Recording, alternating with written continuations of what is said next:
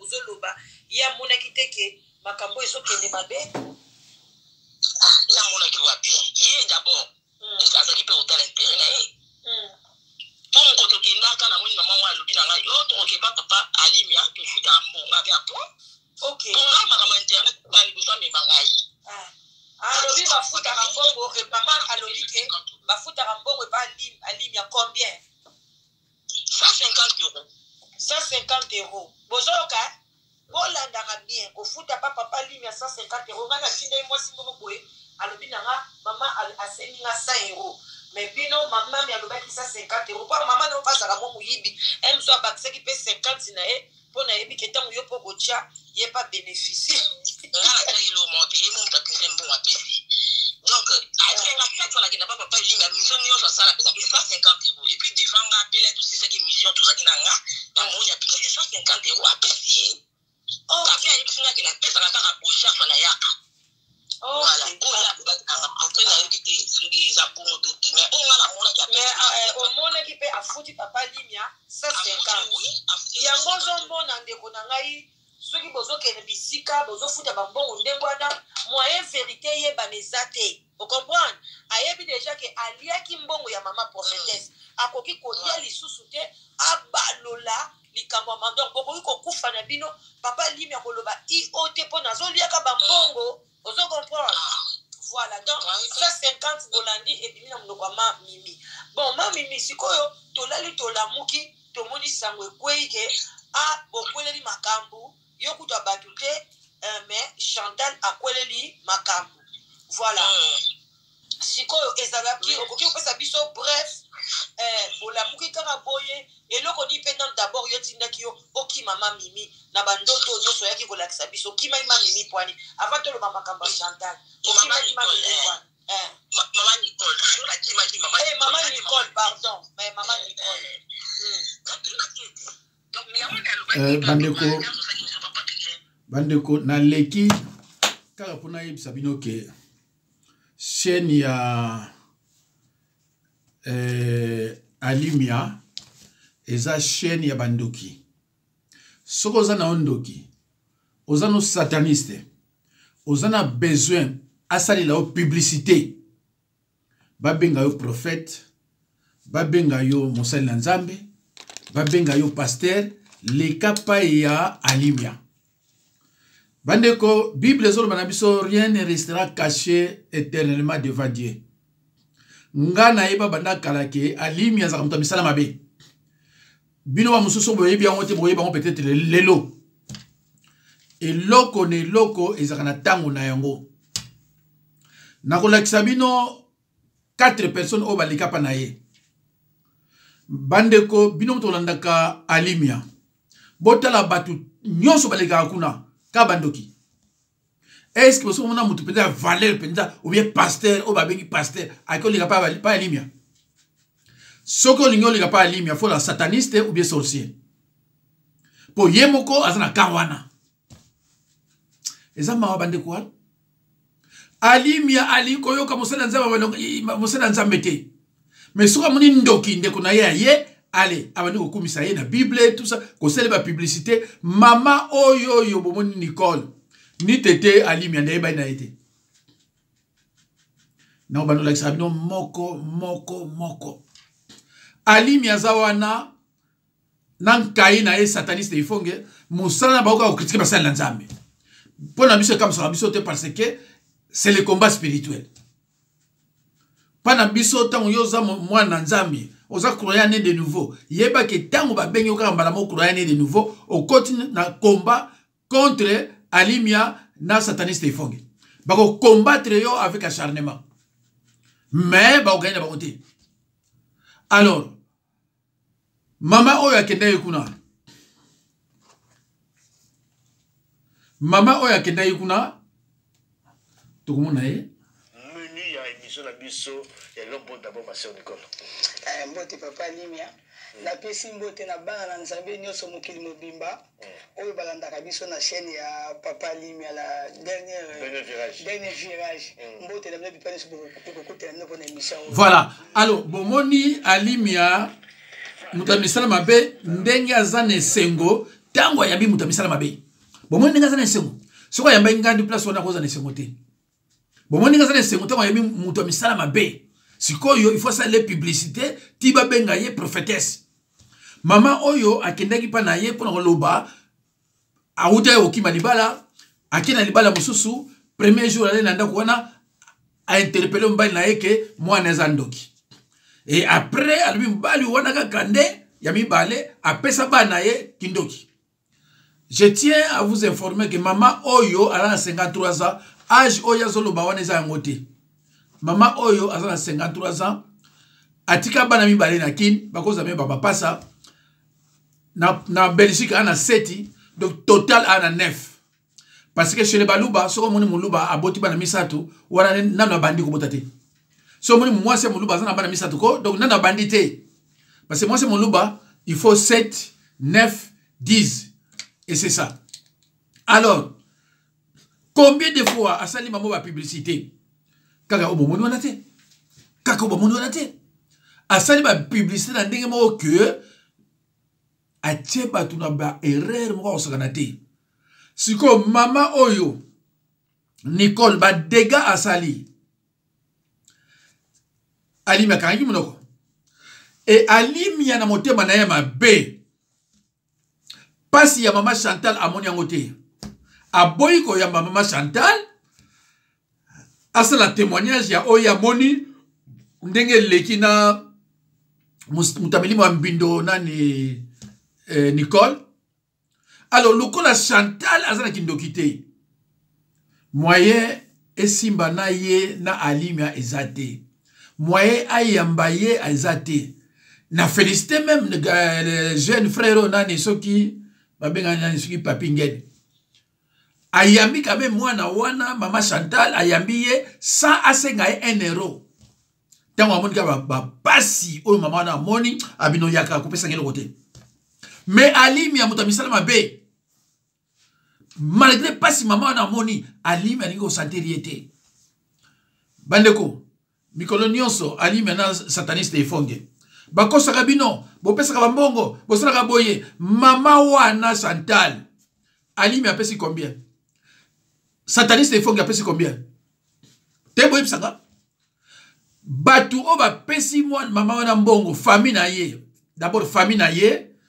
Batu États-Unis, ba relation na ye. Nandambo ya France. Mais bango nyonso ba pesi baza ba chrétien. Bango nyonso ba pesi baza ba chrétien. Donc alimi ana sataniste il faut que bosana mino musala moko pamba. Na kini bo eda banani. Alimi ana sataniste il faut que bo eda banani. Soko ki ba aide biso mto edaka. Soko moni batu bazangi ba ndaku na Kinshasa. Balala pa pasteur. Bino bandoki bo eda banani. Bino bandoki alimi ana il faut que bo eda banani. Bosana mte mako edede. Maman Chantal ba toi aider famille na ye chrétienne ezana Kinshasa o ba aider mingi ba camarade na ya États-Unis ba relation na ye ba to musala pa ya ba na ko sala et puis nandambo ya France. Alors bango nyonso wana baza ba chrétien. Alors bino ba chrétien pourquoi vous landaka sataniste il faut que na alimia? Pourquoi vous landaka bango? Pourquoi vous landaka bango?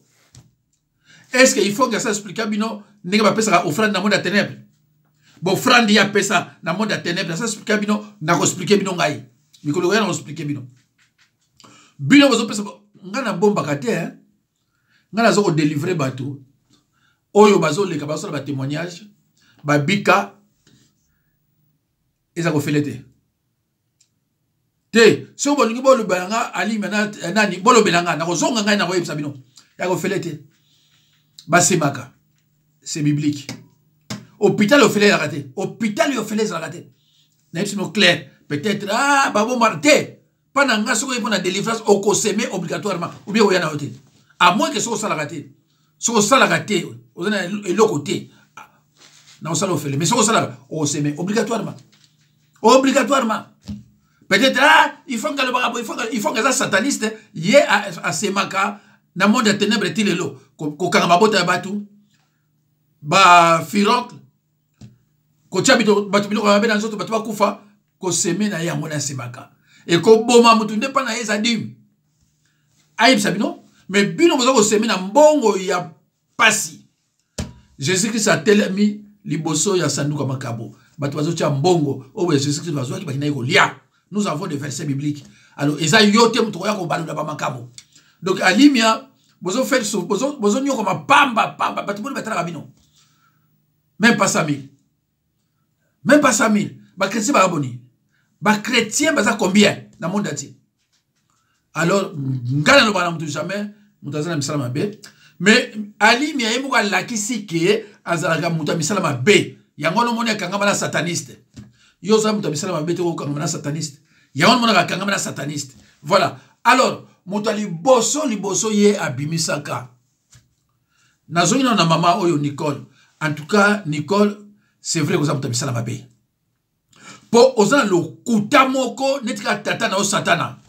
Osan le kutamoko neti alimia na sataniste ifonge. Mais maman oyo Nicole alobi maman Mimi abana osama na l'église nanga. Papa dina banza bengana ka ye akima kuna parce que na boya ko pesa ye trésorerie. Na boya ko pesa ye responsabilité aussi ma mbongo. Bandeko ça c'est grave hein. Ngai na yebi mimité. Alobi mubali ya mimi mutaloba kiango. Mubali ya mimi abato yebi ngate, il doit être mon jeune frère. Ayebi ngate. Ngapi na yebi ete. Mimi na mona yebo ete. Ti lelo na solo babino na mona na mimité. Na yebi epete. Alors, na zui vidéo wana na bengi me bandimi ya kala pita wa kala suba ko yeba mama oyo Mimi. Mutu ayebi asate. Mutu ayebi Mimi asate. Mais c'est grave ça. Mutu ayebi Mimi asate. Oyo zoko mobile na ye alobi nga boye est-ce que Mimi asala kirda mpana yo ba benga na ye na église wana nyonso na fondé yango eza lukuta na lukuta. Maman za mutu mabe azui mbongo ya mama na carte bleue ya mama nani mama Chantal baké ko somba voiture sur na 1800 sur 1800 sur 1700 voiture eza ya automatique te alubi somba kaka basomi baké na ndako na ye et ça sur une semaine et demie abimi oh na teke on a 200 €. Comment mutakoza mutu mabeti ndengwana ngezo comme ça ngate. Ils sont comme ça, donc ça le coutane tata na bino satana. Jean 8:44. Est-ce que bino mtola nanga voiture sombi presque 2000. Dans une semaine on a 200 €. Et tant que on teka ngo pourquoi maïsa mama Chantal te. Mama Chantal on a moni ba passer belé. Kolia ya malonga te. Mai il faut ko kanga na chambre. Il faut que na senga ka yepeso mai. Allez la télévision, il y a 7 enfants. Alors 7 enfants, il y a 9 enfants et 53 ans. Voilà. 9 enfants, 53 ans. 7. À Bota, c'est 7 baza awa, Nairobi, 2 baza Kinshasa. Soka chete makomona muto ayebi. Et voilà. Alors, nekunangai.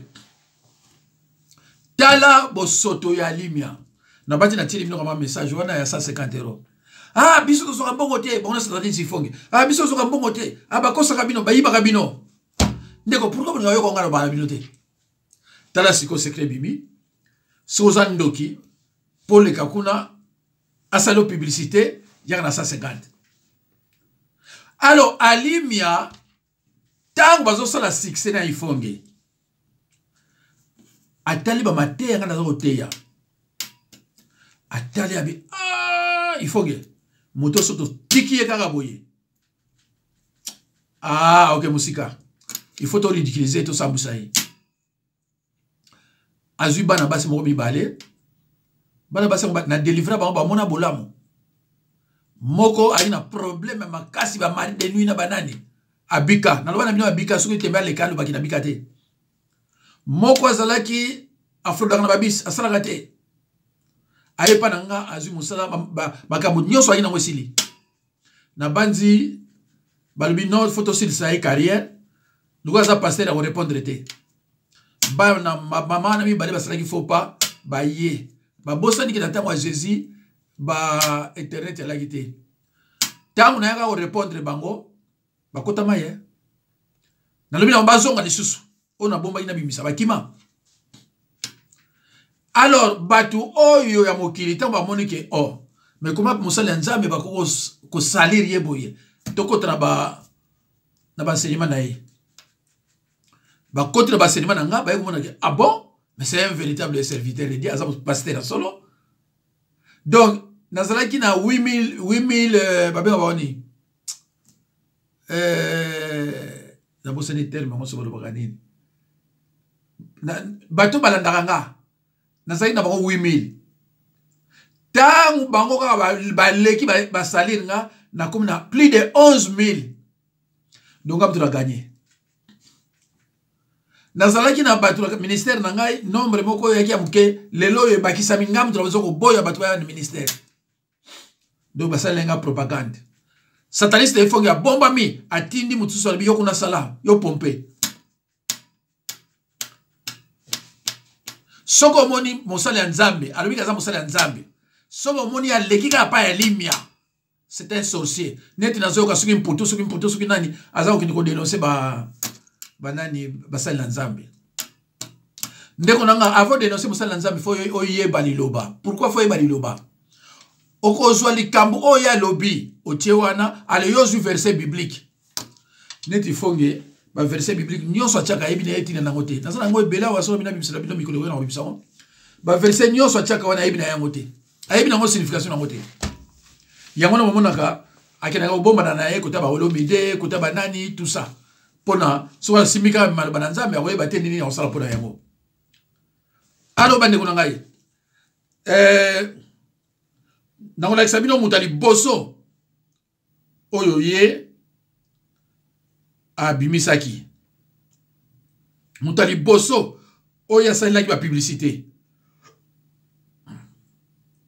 nango la sabino 4 hein nango la sabino 4 maintenant la sabino na mutali boso yeyo voilà yo katibota la Tala charlatan, yeyo bomoni charlatan. Tala charlatan, yeyo bomoni charlatan. Baba bande kuna yeko yebi sabilo. Eza na batu misusu bazabi kela montambete. Eza na batu misusu elimande la tanzoto. Tala charlatan, yeyo bomoni charlatan. Tala charlatan, yeyo bomoni charlatan. Zambalo baki to yeba bango na misala na bango. Alors bandeko. Na longoli yango parce que na sina la sabino yango. C'est un petit voyou. Bible na biso na 1 Timothée 3:6. Na ba nouveau converti au ba sataniste te, au ba ba nzambe. Na ba nouveau converti. Bible zo na 1 Timothée 3:6, un nouveau converti akosi ma Bible te.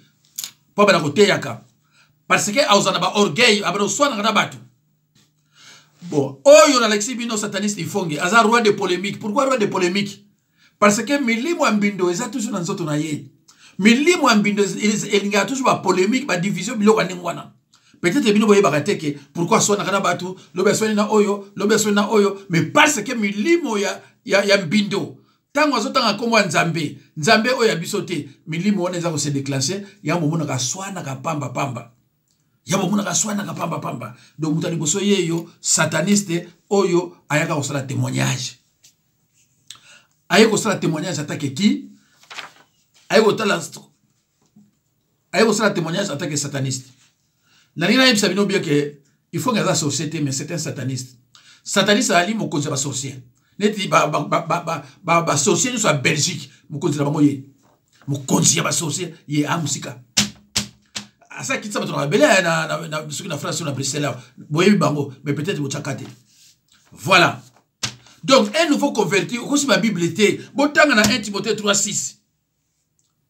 Et puis, ce que je suis dans 1 Corinthiens 11, 13 à 15, Bible est clairement que ce sont des déguisés. Ce sont des déguisés. Ils se déguisent en chrétiens, comme leur père Satan. Bible ce sont des faux apôtres, des ouvriers trompeurs, des déguisés en apôtres de Christ. Si vous avez un serviteur, il y a diable. Vous avez un serviteur, il y a biso. Un serviteur à diable. Et bon remarquer, batu nyonso ifonge a dénoncaka. Baza pasteur ya bisote. Bon là ndako bien. adenosaka bato mo bayebila wa liloba te adenosaka bato bakenda na bakisi neti badeni lesi bawalesa bato oyo aka na bango na ye adenosaka. Est-ce que bino so mona un vrai pasteur neti ngabo ya liloba ye sataniste foka dénoncer nga mais akoka te parce que on nga dénoncer nga fasi ma bible aluka verset ya mabe alors akoka te parce que suka meki ba na kozongela ye suka meka ba na kozongela akoka te. Alors il faut luka likama libanda mais na parole akoka te. C'est pour ça on a il faut que a dénoncer ba vrai pasteur te tala petit wa qui est en échec ce frère Arma a tient un échec ya siliki balapoko. Donc tango yo ebili loba azana droit pa na yote tango yo za musala nzamba solo azana droit pa na yote ya no muni aluka ba delile si ba walesa ba mbiye ba kalambai parce que ces gens là ba za musala nzamba te parce que va passer. Voilà na bandi bandeko na pesi no verset 1 Timothée 3:6 1 Corinthiens 11:13 à 15. Alors mes chers frères et sœurs, ceux qui posent la Bible botangi na Actes des Apôtres 8:17 à 25. Jésus-Christ n'a pas recruté des sorciers satanistes pour prêcher parole. Un sorcier sataniste, même après sa repentance. Il y a un moment, Simon le magicien, Acte des Apôtres 8:17 à 25. Mais si on Acte des Apôtres 8:18, Simon le magicien a fait son bongo pour assomba Molimo Santo. Parce que à mon apôtre, maboko, batwazo Molimo Santo. Nenga na bato o baya komona nga awawa na chama boko babika parce que Molimo Santo yali mais ba oyo yo soit le boko eza mama mingi. Alors ceux qui botenga na Actes des Apôtres 8:17 à 25 bo mona nyonso ngona zoloba eza kuna. Donc mama o nani osugi nani o muto nani Nicole mais à cause ça jamais na Molimo Santo sataniste fonge à cause ça jamais na Molimo Santo et c'est pratiquement possible. Bible za ko bango Actes des Apôtres 8:17 à 25. Simon le magicien a prêché parole. Mais, boyoka kuna apôtre baba ina nini? Je sais que ça soit jamais sorcier bien apôtre sataniste que o wana sakindoki nzamba lokotie non biloko na rakate. Biloko na ndeko tangu yozo na mateya ya muto yo nete bayifonge. O nazalaki kuna nzamba lokotinga soko zo landa ye ozo commettre le péché de participation. Jour okufa au kende côté azali parce que azalaka déjà kuna ezate ko azalaka déjà kuna tirelo za kuna akosa kabino pourquoi aswanaka pourquoi aswanaka mais parce que bilimo on ma beza toujours dans autres na buta bibaka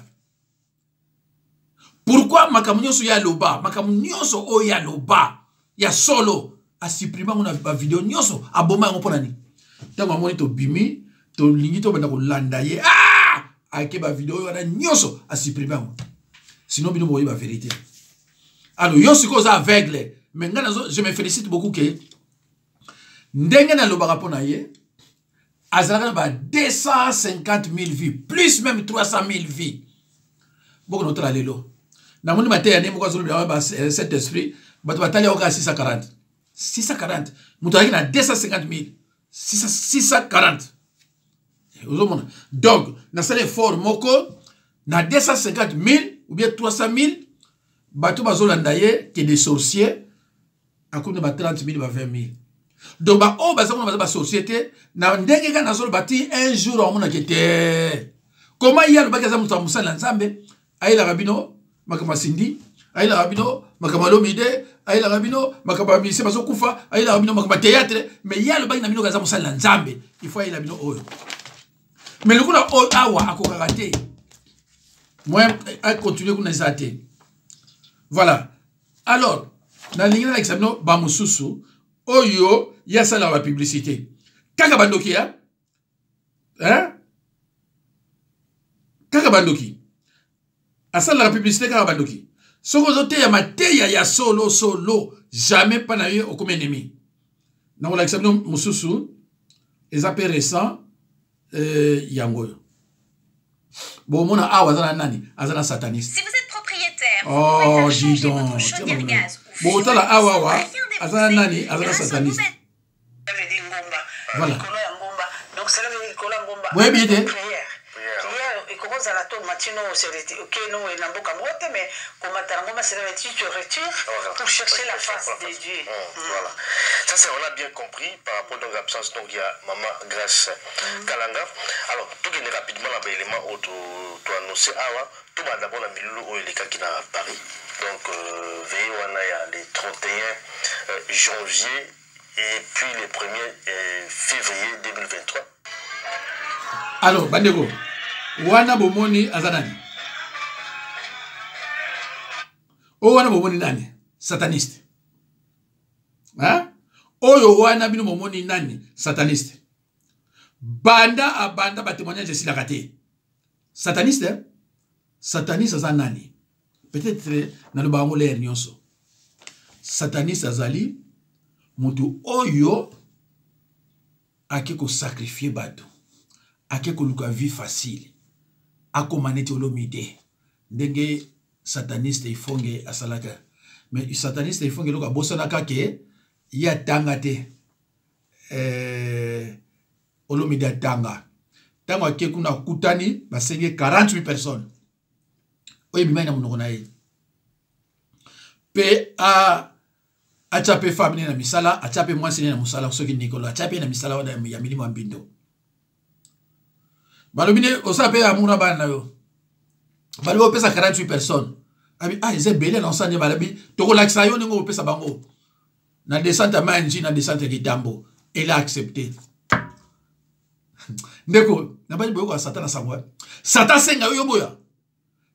Je ne parle pas de sorcellerie ba sataniste asa zuba mbongo wa Satan asa zubilo wa Satan Satan siko asengiye oko za droit boya te mais yo lokolo za zoba lokolo za zoba ozo ndima oya ye ozo boya oya nga parce que oza zoba ou bien parce que oza ndoki voilà alors oyo lisusu aleki na exibino aza sataniste abana ko sala mur na boa na serpent ye mko lo bayamo alors baza ko ya sa confession ni repentance par le baza basa na nzambe oyo sataniste ifonge azo ko lo bayamo comme ninga yali azo na bible mbala moko alobi na za basa na nzambe et vous acceptez des bêtises comme ça ndenge moko na Nicole aye ko lo bayamo kama ndoki na ye papa allez lobi asimi bible vi na za prophète test c'est n'importe quoi na banzi minute zo kende na l'exi bino ba o baleka ka pa na ye na zo na examiner mususu ouais kaka pa na ye hein alimia chaîne ya bandoki. Comment tu peux gagner de l'argent en voilà. louant des voitures? Je te parle de chaîne ya bandoki hein ya alimia bandoki na bandoki comme celle. voilà voilà bomoni par le témoignage. Et jusqu'aujourd'hui, on me dit, oh, les gens, ils s'appellent... Est-ce que vous voyez, on a combien de Patricia? Et comme on dit, ils appellent toujours parce qu'ils ont besoin de... Vous voyez Patricia? Voilà. Patricia a combien aussi ma Bible qu'on va nous prêcher. Pour nini parce que Alimia a lancé qui est. Alors, si vous allez bien, bon, mon Patricia, moi, azana maman na ye pe bana aussi ma Bible.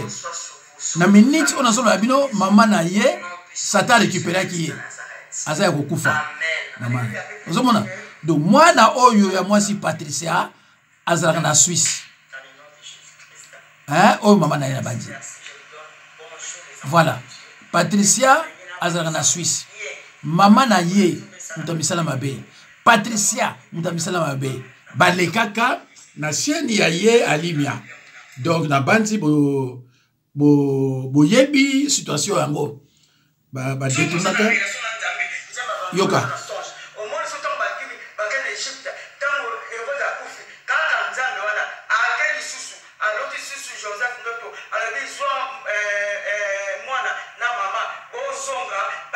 voilà donc maman wana na exibino na minute oyo azanse babele maman wana za kufa voilà. Donc, kaka bandoki, on a l'exibino 4 épisodes, nyoso, bandoki na bandoki. Kaka kuna. Donc, yesu ko zandoki, oleki uno so pesi mbongo, a osa lo publicité, pe a yebiso kino aussi ma Bible. Allez, obani ko teya. Mais soki a moni, ba ma teya muteya malamu, osa ennemi na ye. Alors, ye azolo ba, ma chaîne na ye, eza ko édifier bateau. chaîne Ndoki ya limia eza ko défier bato eza mawa français ye moko ya limia ya mokili ya ba journaliste ayebi yango te bongo siko français o eza na ba Mathieu Marc Luc na Jean pas je sais que ça lobi mingi na ba parabole ya ko yeba ko interpréter ngo ndengeni hein parce que français déjà ba journaliste ayebi yango te nazo ba bino clairement so bo ngina na prouver bino mais léon na ngité na lobila yango. Voilà. Donc, naba inabino il faut que atakaka banani batuna ye o baza ba sorcier o bakina ozwa kisi. Ndenge de ile saluba ki na ozwa kisi pona ko ba prophète sala bambongo. Bomoni na exibino. Batuna biso. Oyo to yebili lo bato changer bato. To ça ko délivrer bato. Il faut que ko simanga na lobate, a aussi ndeni. Abana ndeni. Mais il faut que nous soyons sorciers. Il y a kebisi surtout bino ba chrétien. Bokebaka na chaîne ya limia. Eza chaîne ya bandoki. Na base na lexi bino ndi bandoki balika kuna bato lokuta bango nyonso o bazo sala. O na ye pasala succès ya kindoki alimia. Donc mutu soki omoni ya bomba na kindoki na ye mais ce qu'on peut dire reverser que bato nyonso balika pa ne bandoki parce que ye moko azana kacha misala. À partir de l'autre la face nae, bon on remarquer peut-être que ça face ya bato yo basa misala wana. Alo bandeko na banzi tokomi boyo kangai. Message o ya mama ya makababa mama Nicole wana. Message zalaika moko. Nzambe Alexis Chantal ke tozwa mwasi te abenga ma pasteur to azala prophétesse abanda ko délivrer bato. Message zalaika ya wana. Message zalaika moko. Alexis Chantal na nani mimike mwasi a délivré te mwasi azaka responsable de l'église te mwasi azaka pasteur te mais batu nyonso baleki wana pona ko intervenir na moni batu baza maele te et comme il est pasteur ah bon qui n'est pas pasteur te ah bon qui n'est pas pasteur aboyete bon qui n'est pas boyete parce que ba ebi lobate nzamba c'est clair il faut que n'est pas mi bali pas ya basi te message zaka ya ngwana mais ah tenga na sambi la société ah na bano sambi na ndako bano sambi okufa peko okufa soko lingo luka elongi na nzambe okokende ko luka mon église to na ministère okoluka elongi na nzambe na motema te yo leki Jésus na mayele te acha ba apôtre basala ba église yo leki ne alimi mutaleki Jésus te sataniste ifongi mutaleki Jésus te Jésus alobi bo sala nga ba église bo teya bo bikisa bato yamwa to bikisaka eza na bato musu balumbaka solo yo lumbaka wana ba osili sango na hôpital pour l'hôpital au Corée toza la maladie naturelle na maladie démoniaque biso za souvent pour la maladie démoniaque mais naturelle peut te prier pour na yango yo balanda ko na bamboa l'air nyonso on se retrouve toujours na Kinshasa ozo lia na ba fête na hôpital a traiter maladie wana okoluka toujours biso so luka biso pété okutapela sa yambele. Donc, vous traumatisez pas les belés.